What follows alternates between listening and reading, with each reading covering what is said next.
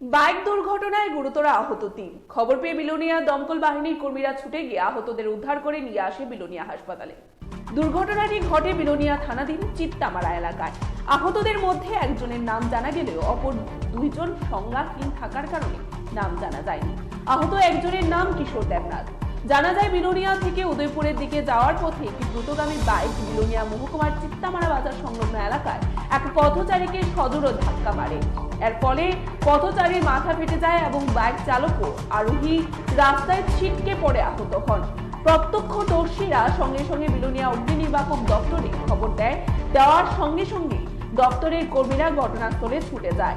তাদের উদ্ধার করে বিলোনিয়া মহকুমা হাসপাতালে নিয়ে আসে। বর্তমানে বিলোনিয়া হাসপাতালে চিকিৎসাধীন অবস্থায় আছেন আহত দুজন। আমরা একটা খবর পাইছি এখানে ওই চিত্তামারা বাজারের আগে আর কি একটা অ্যাক্সিডেন্ট হয়েছে আমরা সঙ্গে সঙ্গে গেলাম, যাই দেখলাম যে তিনজন লোক রাস্তা করে আছে।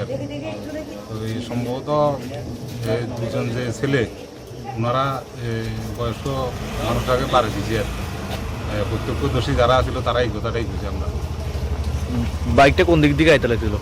বাইকটা তো বিলোনিয়ার দিকে যাইতে আছে এমন একটা যাইতে আছে।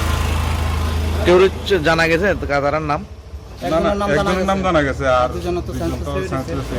একজনের নাম কি? কিশোর দেবনাথ। কিশোর দেবনাথ। বাড়ি কোনখানে? বাড়িটা সম্ভবত এইখানে। বাইকের নাম্বারটা হচ্ছে TR 080 86 36।